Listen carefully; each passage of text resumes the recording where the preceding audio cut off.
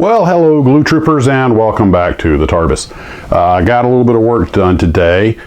My wife and I had a lot of errands to run, so this morning I got some work done, got the X1 taped off and everything ready to hit it with the white paint.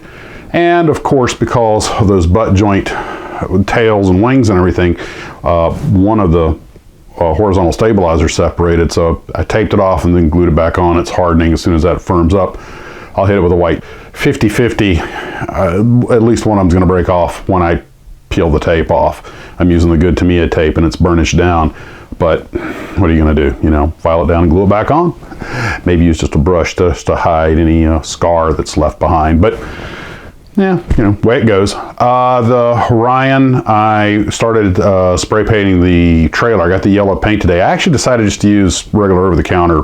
We went to Walmart, picked up some. Also picked up a big can of spray paint, which was, I believe, was called Crimson Red or Colonial Red. Anyway, they had two of them that were virtually identical, but my wife actually put this slide together for me, and it's the actual Ford color in the square with all of the Krylon, or I think it was Krylon, all of the commercial paint colors that were available at the Walmart and Michael's and all the others, and we found the exact paint we were looking for. And as far as I'm concerned, the color's good. At least it works for me.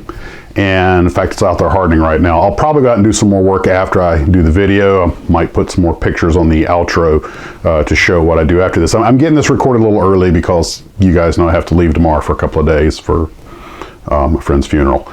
And the other thing was I wanted to get started on the Mustang because, of course, we bought that. My wife actually bought that Mustang from him for me, so there's a lot of value there. And then a glue trooper sent me the model of the Mustang, and I'd like to have it done in time for the Karmer build. So getting back to the paints, we picked these paints up and everything, and the yellow on the Ryan trailer area, of course, I put black down first to give it something to pop against, but I put too heavy a coat on the framing, remember the lower section, and so I was real careful just to put a light coat on the big landing pad, which as far as I'm concerned really the more important part, but I will make sure to keep light coats here on, because they say 20 minutes to touch, an hour to handle. Well, not when you goop too much of it on there. And I let it gas out in the garage for a while, but then I bring it in the house where it's warmer, so once the smell's gotten away from it. And I'm in no rush. It might take a few days to get all these painted if I just keep adding the light coats, because some of the black is showing through, which, you know how the paint it'll pool in certain areas and run off anything that's got a ridge or an edge. And since this thing has a lot of I-beams on it, those areas tend to have the black show through more. And there's not a whole lot you can do about it if you decide to rattle can it, which I'm doing. But just build up light coats. That's the ticket. And I got greedy. It happens. Also, while my wife was running around doing her shopping, I had a couple of thoughts pop into mind, one of which was a question from a glue trooper. And I'm going to play the two separate segments now that I recorded in the car. They were instead of writing notes down, because I often don't have something to write with me, I had these great ideas. Oh, we should talk about that, and then I forget. Well, one of them is box art related, and the other one is related to how runner trees are organized. You know what? Here, let me just let Max from earlier today explain it. I'll be back. It won't work. You guys go. I'll go out, relax, you know, have a smoke, and I'm kidding, I don't smoke. And I'll see you guys when I get back from you visiting the younger version of me. And just here it is. Hey guys, Max here in the car. We're out doing some shopping. I'm actually getting some paints for the Ryan trailer, and my wife says she thinks she's got the correct red paint for the Mustang. So I also picked up some of this Rust-Oleum aluminum, or they call it metal, but it looks like an aluminum. I might give that a practice on a model that I'm not too concerned about. See how that works out. You know, sometimes these Rust-Oleum primers work surprisingly well on models, especially if it's a big one.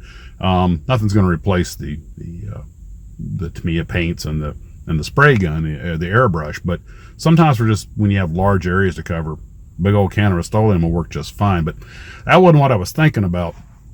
Roy sent me a little query about why Sprue or runner trees, in honor of Andy Anchus, I'm trying to quit calling them Sprue trees because technically they're runner trees, but why the parts always laid out in such a weird manner and everything. And I had touched on this before, I think, but the fluid dynamics of friction and heat melted styrene and how far it'll flow and the cooling process and how many gates it has to go through, all of these things have to be engineered. And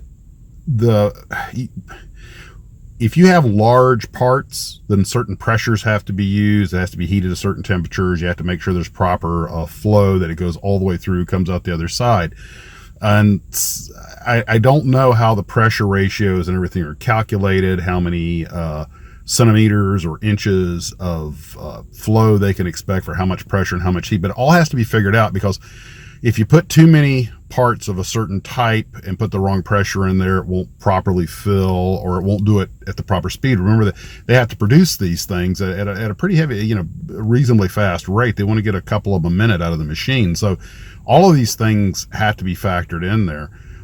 I don't think ease of construction or ease of parts location enters into the equation very often. I think it's more of an ease of production thing. And it would be kind of interesting if I could, and I could be completely wrong on this. It's very possible to just go, well, that's just where the box is this big and the runner tree is going to be this big, and we just got to figure out how to put the parts in there. It's kind of like playing with a Lego set or an erector set or Lincoln Logs. Just, how can we get all this in here? But it's my understanding that they're actually, at least with the bigger, more professional companies, there's a whole host of things that has to be considered. Nothing is ad hoc or random. Although occasionally, I'm sure that once in a while they just go, well, we got to add this part. Well, there's space here. Because you have to remember, all this has to be planned out well in advance so that they can cut the molds. And I have talked to several people who've been in the industry, but I've never actually talked to a mold maker or one of the people that engineered the parts or made the patterns. So, that is kind of a thing, isn't it? I'd like to learn a little more about that, but I mean, where do you look? It's not like too many companies are anxious to let their secrets go. Just a Max's model random thought. Okay, guys, and back to your regularly scheduled programming. I don't know if any of you guys are fans of the TV show The Mandalorian. I certainly am, and I like the new Boba Fett series so far as well. But my wife made an observation. We just watched the last episode of Boba Fett and went back and we're watching The Mandalorian again. And she made an observation. At the end of both of these shows, they do these artworks, each one representing one of the scenes from the movie, although it's somewhat more stylized and everything. And my wife said, these artworks at the end of the show in the end credits, they're very reminiscent of the box art you're always talking about with your models. She was exactly right. A lot of these things look like kit model box art. And I tell you what, if you put some of these things as like with showing the Razor Crest or something, if you were to make that the box art, I mean, of course I'd buy the Razor Crest anyway because it's the Razor Crest. But if you were to use some of these outro or ending credits artwork, that'd make me buy two of them, one to build and one just to put on the shelf. I mean, just the whole box and everything. They're really cool. And that was a keen observation. This does look like something that Linwood or Cashady would do, or would have done, I think. And I wonder what you guys think about that. Well, another one of Max's Models Random Thoughts. Well, wasn't that just scintillating? One other thing, I'd asked you guys earlier about styrene tires versus vinyl or rubber tires in cars. And I thought for sure everybody was going to say, oh yeah, everybody likes vinyl tires better or rubber tires better because they're real rubber. And yeah. I was shocked. I did not see what was coming by, if I remember my count right, by a ratio of 4 to 1.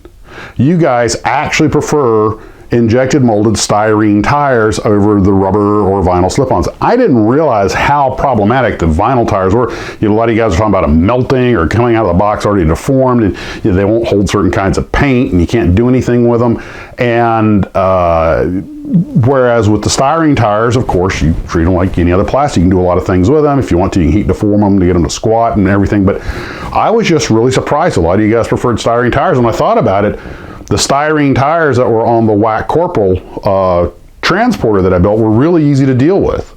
And I remember, I think it was the little monogram Jeep, I think it was the first vehicle I remember that I ever got that had, I believe it had rubber slip-on tires. And it was real easy to break something. It was just one of those things that, yeah, there's a lot to be said for styrene tires. They're just less to fiddle with. And I hadn't really thought about that. I thought for sure everybody was going to go, oh yeah, styrene rubber, that's the way, that's the real deal, And I kind of always associated companies that stamped out just a injected molded plastic styrene tire as being, kind of cheap about it, man. These guys over here, they got tires already marked and everything, and ooh, imagine my surprise. So, what do you know? It's styrene tires to the win on that one. And I assume these are for display models. I'm going to go out and make the assumption that in an actual, like a slot car or a remote control model or some kind of model that actually rolls, that you need rubber tires, but that's my guess. Well, like I said, I'm wrapping up early because I'm going to be out of town for a couple of days. Still planning on the live stream Saturday night, and that's what I have for tonight, guys. Hope everyone is doing well. Take care of yourselves, and as always, model on.